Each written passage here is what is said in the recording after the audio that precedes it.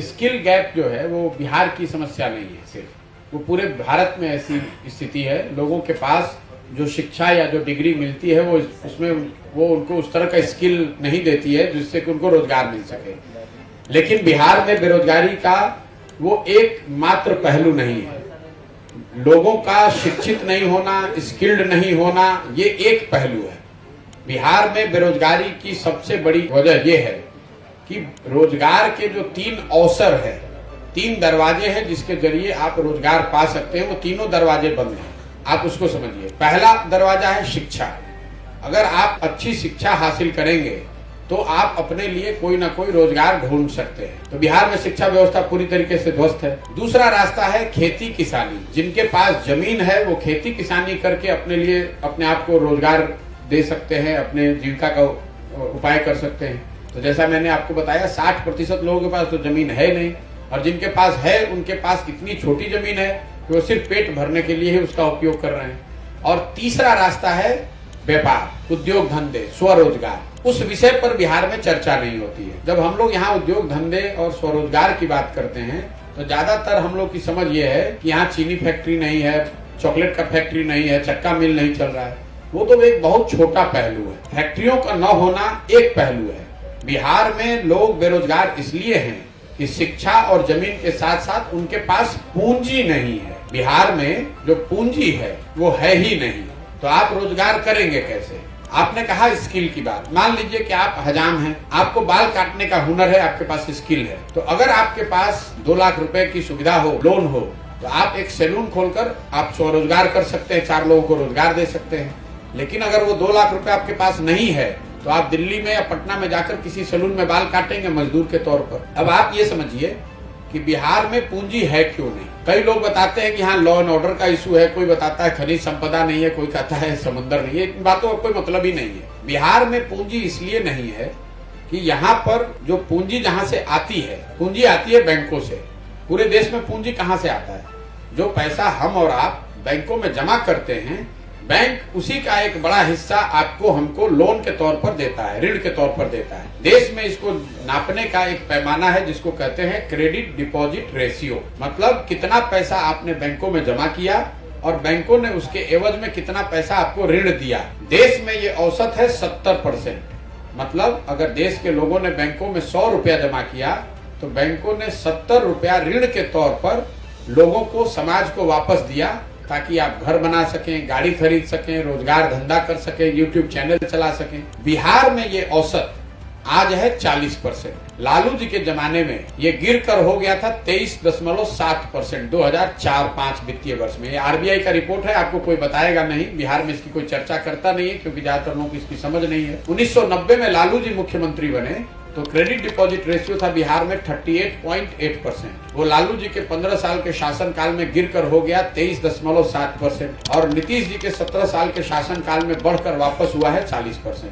इसका खामियाजा क्या होता है आप इसको समझिए। पिछले साल बिहार में बिहार की गरीब जनता ने बैंकों में जमा किया 4,21,000 करोड़ रुपया। कुल पैसा हम लोगों ने जमा किया कितना? 4,21,000 करोड़ रुपया। तो क्रेडिट डिपॉजिट रेशियो जो 70% राष्ट्रीय औसत है, उसके हिसाब से बिहार में लोगों को स्वरोजगार के लिए, घर बनाने के लिए, गाड़ी खरीदने के लिए, उद्योग धंधों के लिए 2,80,000 करोड़ रुपया ऋण के तौर पर मिलना चाहिए था। लेकिन चूंकि क्रेडिट डिपॉजिट रेशियो है 40%, तो मिला कितना?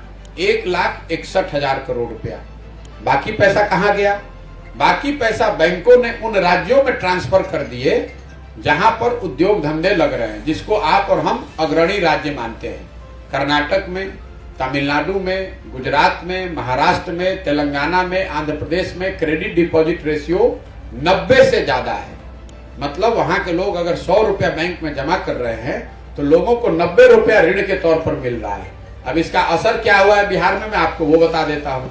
पत्रकार है, कभी कोई नेता मिल जाए तो उससे पूछिएगा। 1990 से लेकर पिछले वित्तीय वर्ष तक 2021-22 तक बिहार से बैंकों ने 26,35,000 करोड़ रुपया 26,35,000 करोड़ रुपया बिहार के लोगों का बैंकों में जमा किया हुआ, इसको ट्रांसफर कर दिया दूसरे राज्यों में। और पिछले 32 वर्ष में बिहार सरकार का बजट भी इतना नहीं है 26 लाख करोड़ रुपया। आप जरा अंदाजा लगाइए, ये 26 लाख करोड़ रुपया अगर बिहार के लोगों को ऋण के तौर पर मिलता तो कितने लोगों ने घर बनाया होता, कितने लोगों ने गाड़ियां खरीदी होती, कितने लोगों ने अपने कृषि को उन्नत बनाया होता, कितने लोगों ने स्वरोजगार की अलग अलग प्रयास किए होते। और ये इतना बड़ा पैसा है, जब पूंजी रहेगी नहीं तो आपको रोजगार मिलेगा कैसे। तो बिहार में अगर बेरोजगारी को खत्म करना है तो सबसे पहले क्रेडिट डिपॉजिट रेशियो को 70 राष्ट्रीय औसत के बराबर या उससे बेहतर करने की जरूरत है।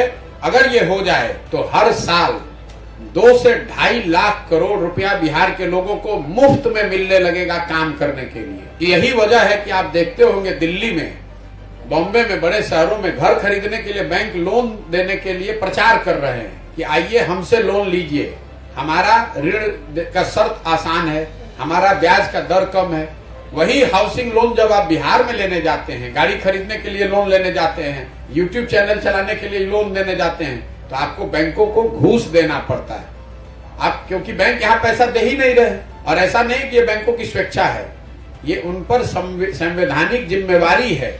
मुख्यमंत्री की अध्यक्षता में ये कमेटी है जो बैंकों पर ये जिम्मेवारी देता है कि आप जिस राज्य में जितना पैसा जमा करा रहे हैं वहां कम से कम 70% पैसा ऋण के तौर पर दीजिए। लेकिन जैसे बिहार की दूसरी सारी व्यवस्थाएं ध्वस्त हैं, वैसे ही ये व्यवस्था भी ध्वस्त है। मुख्यमंत्री ऑन रिकॉर्ड हर साल ये बैठक भी करते हैं, वहां पर बैंकों के अधिकारियों से आग्रह भी करते हैं कि भैया इसको बढ़ाइए। लेकिन जैसे दूसरे विभाग वाले नहीं सुन रहे, वैसे बैंक वाले भी उनकी बात नहीं सुन रहे हैं। तो अगर बिहार में गरीबी और बेरोजगारी दूर करना है तो सबसे पहला उपाय है क्रेडिट डिपॉजिट रेशियो को सुधारा जाए, ताकि बिहार के लोगों को लाख, 1.5 लाख, 2 लाख रुपया अलग से पूंजी के तौर पर मिले। और आप देखेंगे कि बिहार के लड़कों में वो ताकत है। आप यूट्यूब चैनल चलाते हैं, अगर आपको आसान दर पर ऋण मिले तो आप 4 और लोगों को लगाएंगे, आप और बड़े स्तर पर ये काम कर सकते हैं। पूंजी की उपलब्धता रोजगार के लिए सबसे ज्यादा जरूरी है, जिस पर बिहार में न कभी चर्चा होती है, ना कोई बात करता है, ना पत्रकार सवाल करता है। इसलिए मैं हर मीटिंग में इसकी चर्चा करता हूं। अगली बार कभी किसी नेता से आप मिलिए, फिनांस मिनिस्टर से मिलिए, तो उनसे पूछिएगा जरूर। अब नीतीश कुमार को भी बुलाकर पूछिए, जिसको आप पढ़ा लिखा मानते हैं, कि साहब पिछले 32 साल में बिहार से 26.5 लाख करोड़ रुपए, ये आरबीआई की रिपोर्ट है, प्रशांत किशोर का आंकड़ा नहीं है, 26,35,000 करोड़ रुपया बिहार से शिफ्ट हो गया दूसरे राज्य में। तो हम लोग खाली लड़कों को नहीं शिफ्ट कर रहे हैं मजदूर बना के, अपनी पूंजी भी दूसरे जगह भेज रहे हैं, अपने लड़कों को मजदूर बनाकर दूसरे जगह भेज रहे हैं। तो हम लोग की गरीबी नहीं रहेगी तो गरीबी किसकी रहेगी।